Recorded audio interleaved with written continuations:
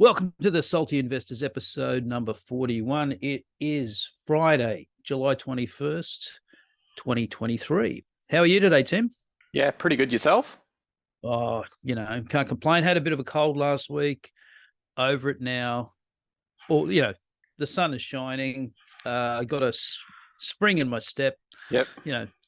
The world is my oyster. So let's kick it off with the Salt, Tim. What do you got for us this week? I see the low and middle income tax offset hasn't been renewed, and I'm looking at some of these people complaining about it. And I'm going, oh, that seems a bit strange. Like, I don't know why you're complaining about it. You're the one. I'm looking at some of these people thinking, aren't you? You keep asking for all this free stuff. For example, COVID payments and bailouts and free education, free everything, and now you're complaining that you have to pay for it all. Like, you can't have free stuff without paying for it. It's just a normal, and a lot of these people complaining about it, I'm thinking, how much tax do you pay? And I hear, they pay like $5,000 or $6,000 in tax. I'm pretty sure you're paying negative actual real tax once you take out the benefits you get from, a tax system. So maybe think about not asking for so much free stuff, and we can have these tax cuts forever. Like, you can't have it both ways. You can't have free stuff and tax cuts. It just doesn't work. What do you think? Nope. Well, Tim, ask not what your country can do for you, but what you can do for your country. Now, if you said that to these commie scum, you would probably get labeled a fascist, when actually that was said by a Democratic president in 1960, I think it was, when Kennedy said that. That's the thing about all these little. So the coalition brought that in. It was meant to just phase out this year, right? And Labor could have said, no, we'll keep it, but they didn't. The thing is, once you bring these things in, they're almost, of course, people just feel entitled to it. It's like, it's like, and that's the whole point if you don't bring it in the first place. Like when John Howard, found himself in the position at the end of the 90s with big surpluses and what to do with it, he started splashing it around. Of course, then people just become entitled to things like, all this child care assistance and all this kind of bullshit. We have a household income of $400,000 and we need money off the government to help us look after our kids. It's disgusting. It's middle-class welfare. Poor doesn't mean the same thing it used to. Like welfare was supposed to be for the needy, and it's for the middle class, so that women with professional careers can go back to work, so other women can look after their kids on very low wages. That's what welfare is now. Yeah. Well, what are you salty about this week? Well, yesterday we learned that Australian economy added about 32,500 jobs, which of course led the Treasurer Jim Chalmers to tweet out that, quote, today's result builds on Australia's outstanding labour market performance, with almost 500,000 jobs created since the Albanese government came to office. Now, that's very cleverly worded so that the Labor Party isn't taking direct credit for those jobs, because they say since, but that's the inference they want you to draw. They want you to think that they did this. Now, of course, Chalmers doesn't make those same tweets when the inflation numbers come out, or when the RBA raises interest rates, or the 74% increase in home construction bankruptcies over the last 12 months. The reality is the Labor government had very little, if anything, to do with the number of jobs created, and very little or anything to do with creating inflation. But they could do something about it now. They've just chosen not to. Yeah. Taking credit for things that you don't do. And then probably the most depressing thing about this is when you go on Twitter and you see people, they're arguing over, but unemployment was 3.4%. It's 3.5% now. We'll talk about this, in the next bit. But and they're arguing that it was better under the coalition. It's like, you idiots missed the entire point. These idiots don't really have anything to do with this stuff, especially in the short term. If the Liberal government was in now, you'd still have the inflation problem, and you would have created about the same amount of jobs. The difference would be that the Liberal Party wouldn't be pumping in record numbers of immigrants, which is just going to make inflation worse, and the RBA We'll talk about that in the next bit because that's what I want to talk about anyway. Yeah, I don't know that's about the immigration thing. I'd probably say, oh, I think they'd be just as bad because, I hear them all the time. Small business, oh, we need workers. We need Yeah. cheap workers. Like, Mm. oh, we don't Yeah. want to pay people more. We just want cheap workers. Like, okay, Yep. but Yeah. so they don't want to pay people more. I can understand that, but are you going to work for cheaper? No, no, no. Like, Yeah. so yeah, I don't know. I don't think it'd be any different. I just think, we're just a small pebble on the beach, really. you know, we can't really control all the stuff that we think we can control. Yeah. But Yeah. I just wish they, when things go bad, they put up the same numbers. Just put up the same. If you think you are controlling it, when it goes the other way, just be consistent and say, since Yeah. I've been in power, the unemployment level's gone up to 6% or something. But no, no, Yeah. no. Yeah. The Not cost of living accountable. has gone up. Real wages have gone backwards, I think, at an unprecedented rate. Not claiming credit for those things. They should just get out of the business of claiming credit. This is how, we try and, but people are addicted to this idea that the government in power is creating all these outcomes when generally it's got nothing to do with them most of the time. Yep. But let's get on to that employment report anyway. So 32,500 jobs created. The unemployment rate's at 3.5%, didn't go anywhere. Now, for those that don't know, Australia has to create about 35,000 jobs a month just to keep the unemployment level stable, right? All other things being equal. So if the participation rate changes, that can change the unemployment rate anyway.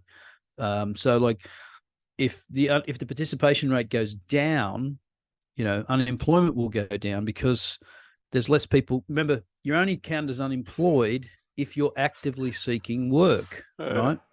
Yeah, if you're not working but you're not seeking work, you're not counted as unemployed. So anyway, you need 35,000 jobs a month. So there's nothing outstanding about this number at all. 3.5% unemployment rate. I think in New South Wales, the unemployment rate is a now record 2.9%. So basically anybody who wants a job has got one at that point. Now, of course, have a look at this. Oh, they've changed their format of doing this now. Yeah. So, maybe this is better actually. You can see there. You can have a look. See 20th of July. You've got that tick up from 25% chance of an increase in rates up to about 40 now, which is only back to where it was 2 weeks ago. That's what they were thinking 2 weeks ago. But this sort of makes me think markets are stupid or the Reserve Bank knows that unemployment is a lagging indicator. Yes. They know this. Mm-hmm. Look, strong labor market. But this is not sort of, if you're looking for a leading indicator or even a coincident indicator, your employment numbers aren't it, right? Mm-hmm. But anyway, the market's got it in its head. There was an economist out yesterday saying that, I think it was CBA's economist saying that, and we now expect a rate rise, another rate rise where they hadn't penciled one in. So maybe they're right. To me, I don't know why people pay attention to these things month to month. Here's something I wanted to bring up, though. This is from Seek, job ads mob. Mm-hmm. Now, you can see in the last 12 months, every single month except one, you actually had a decline in job ads. And so the real important number here is here, if you have a look here, year over year, job ads are down 22%, right? Now that's, I'm not saying employment is going to implode, but clearly they're advertising for less jobs across the country. Yeah, across the country. There is Tasmania where there's barely any people live, and most of them all married to each other's cousins and brothers and sisters and stuff. So they don't really matter. It's the only place that's actually added jobs, job ads in the last 12 months. Victoria down 27%, leading the way, which is what you would expect, given Dan's excellent management of that state. So yeah, I'm just saying that this is more of a leading indicator. Even this is not a leading indicator necessarily of employment, but it shows you that it's getting a little bit, it's not as bad as it was Like, we can't get workers. Well, there's less ads out there, so clearly things are slowing down. Yep. Yeah, it doesn't look too good there, does it? Really. So is that because market sentiment or business sentiment is probably Yeah, low, so they're probably thinking, oh, don't want to hire anybody, or I don't know. yeah. So, Well, it could be that they just shelve plans for hiring and say, let's see what yeah. happens. In the next because I mean, remember the first thing that happens when there's a downturn is that casuals and part timers get their hours cut. That happens before you start laying people off. So instead of getting I'm getting 30 hours a week now, I'm only getting 20. That's the kind of thing that happens, right? Yep. Or they make some full timers part time because if that's possible. Yep. That's what happens before you get layoffs. And remember that we've got this new regime supposedly at the RBA. Well, remember that she said that the natural rate of unemployment is 4.5%. That's where they need it to be to make sure they get inflation under control, right? So this, if the Reserve, I don't know how the Reserve Bank, but I mean, it's not like the Reserve Bank doesn't know any of the things that I've just said. They know employment's a lagging indicator. They know that, but I don't know how this changes their assessment. Yeah. Yeah. What do you reckon? Oh, it's just takes a long time. As you can see, this hasn't actually filtered through to unemployment yet. So Yeah. I don't know. It seems like it's been going on for 12 months, but if you did this for another 12 months, surely then some of that would filter through to unemployment. Yeah. Not everyone can get a job, so I don't know. And then, the immigration thing's got to come up again, surely, if it goes too far in the other direction. Yeah. That's the problem with centrally controlled planning. Like, you're always trying to fiddle with these levers to try try and get to some number, which is, you're going to overshoot or undershoot. It's just a terrible job to have, to think that you can control all this stuff. So, yeah. Good luck to them. Yeah. Well, whatever. I guess whatever the RBA decides, that Labor will just blame them. It's your guy. Yeah. Today. Yeah. Yeah. Your gal now. Your gal. Yeah. Anyway, what do we got this week? Stock of the week. What do we got, Tim? Well, this is one that I actually looked at a year or so ago, but didn't really like the most. But basically, RELX. Basically, Aros, Stephen, he's just repurchased it. He sold it 4 years ago due to concerns about discontent with library customers. And now, that's all resolved, and the stock hasn't been that penalised since 4 years ago. So he's been able to buy back in without it increasing too much. Basically, what they do is they sell journals to libraries. So, the big academic journals. And that's just basically a monopoly, because you can start a small journal. It hasn't got the brand recognition and all that. So it's a great little business. It hasn't done as well as I thought. Like, the S&P's been up 1,300%, while this has only been up 950% since IPO. So it hasn't beaten the S&P, but it's kept pace with it since 1994. It's basically done the same thing. Right. They have a few other segments they're into. They got risk analytics, and they run expeditions and things like that. Just conferences and things like that. But mainly they're in journals. If you can understand that, that's the place to be. The fundamentals, shares outstanding, are going in the right directions. The multiples are stable. You can see there. So that's not that expensive. Return on invested capital was in the 20s, but now in the mid-teens. Margins are brilliant. It's got a good dividend, but a high payout ratio, which we'll come back to a bit later. Interest coverage is, decent. So yeah, if you flip over to the balance sheet, you can see they've got, 7.7 billion in debt, but free cash flow is 3 billion. 3 bill. So, that's a couple of years, and they're still paying a dividend and doing buybacks. So they really want to eat into that. With higher interest rates, you think they may cut one of those or hold, if they have to buy some of that. The market doesn't like it because it's in the UK. It's a UK based, and they keep acquiring, like Stephen had problems, these expensive assets.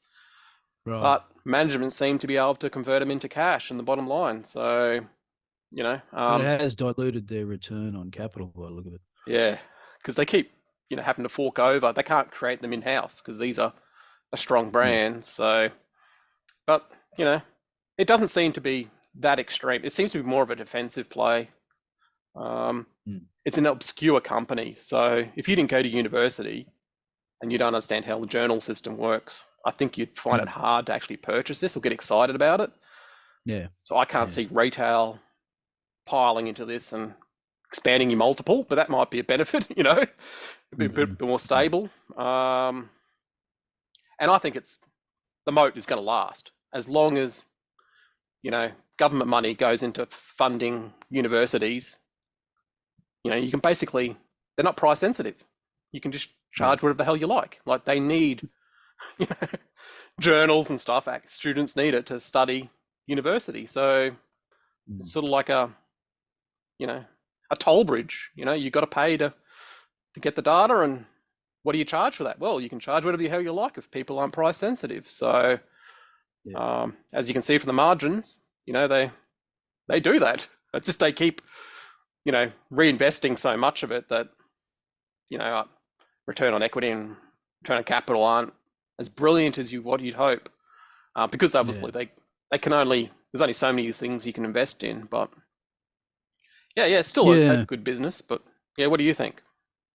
Well, how much of the I can't imagine that market grows that much, organically. Like people are obviously writing papers and adding papers every year, but how much of the journal market do they have, so to speak? Well, they've got some of the largest names. So I don't know the exact percentage, but like the big brand names, like if I don't know, like in agriculture, you've got to buy them, access to them, and it costs a lot of money to get the data you need to write scientific work. So there is like smaller journals, but they're lower quality. And so a lot of junk science goes through them. So you can't really trust them if you're a student or, an academic. Well, that's basically all of social science at this point. Yeah, but it's actually in big science as well. As you find out, like there's a heap of universities been busted with all this fake data and, it's all corruption. There's a heap of corruption involved in this area, but so we don't know how much of the science is real, but these guys have got the premium, journals, so they're the most trusted and they've got the most eyes looking at them to throw out supposedly the junk science. So you don't want to be relying on junk science when you're trying to build your thesis or whatever. So it is a moat, but I just don't get excited about it. I don't know why. And the thing that annoyed me is Stephen sold Nike supposedly to buy this, I'm assuming. And I'm like, I know Nike's, Adidas and are eating into their lunch, and a few Japanese shoe brands are eating their lunch, but crikey, Nike has proven me wrong for since the 80s? Are they going to prove me wrong in the next decade? I'm pretty sure, like if you've been a winner for that long, the Lindy effect, it's going to probably continue. So, and then, selling Nike and then loading up on this, it's stable and it's defensive, but maybe that's it. Maybe he's hunkering down. Yep. Maybe he's expecting something bad. Yeah. Yep.